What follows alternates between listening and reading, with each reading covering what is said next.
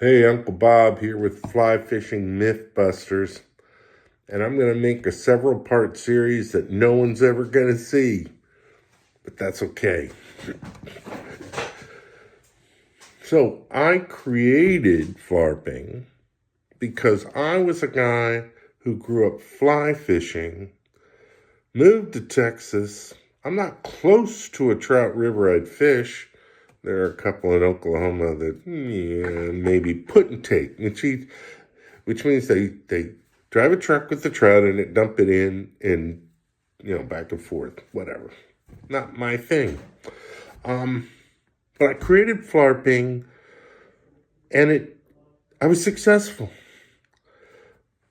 Just recently, it's all come together. I have this super sensitive method, right, that I use my fly gear on to catch. Oh, I can't get both my hands in here. Big carp.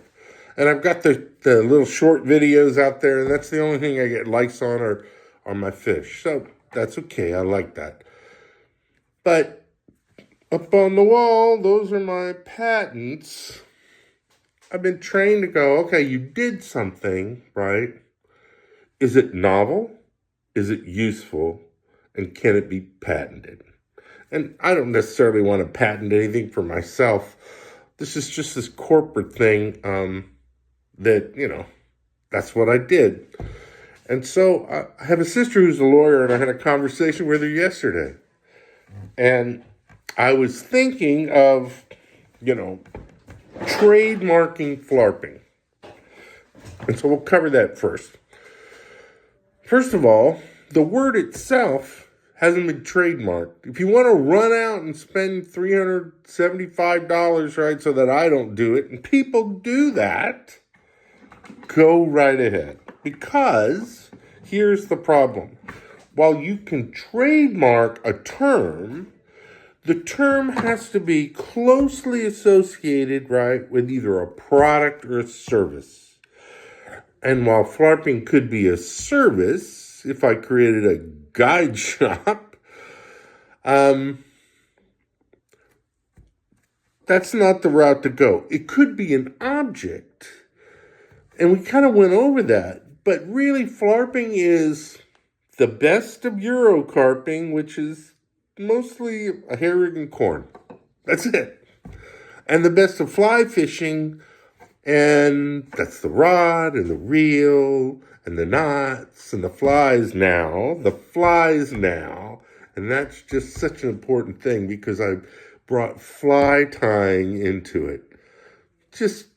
And the flies, by the way, are the things that when you go doink, they go boom. All good. But there's nothing there to trademark for me. And I even thought about, well, maybe if I invented something that your rod sat on so that while you're doing this, right, it could sit next to you. So when this led to that, you could go like that. And I thought about how would I build that and whatever is out on the water today. The only problem I had, because I was setting my rod all the way on the ground, is I had to get my ass up, right, when a fish was running. And that wasn't a good thing at all. And so all I did was look around, and I found forked sticks. So if I take 2 forked sticks, make sure this is really secure, right? And my rod ain't going anywhere, and I put my reel behind it, and then this other little forked stick kind of moves there and there and there so I can point my rig at where I've chummed. I'm not going to try to patent forked sticks. Let's just put it that way.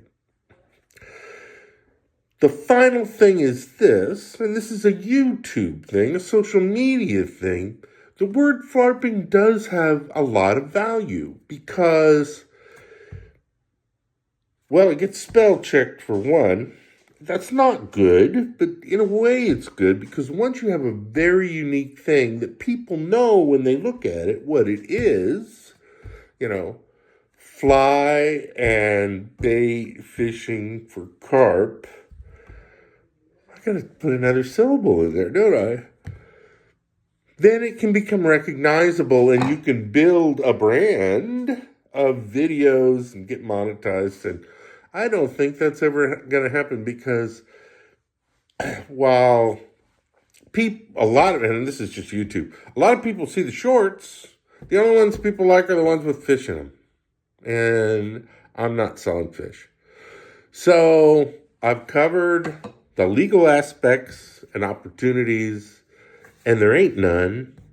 But if I can do the social media thing, and people see, oh, you buy this rod and you hook it up this way, and you go out to the pond that nobody ever fishes, and you catch big fish, well, that's the thing I always wanted anyway. But don't come to my lake. I want it all on my own. I worked hard for this. Bye-bye.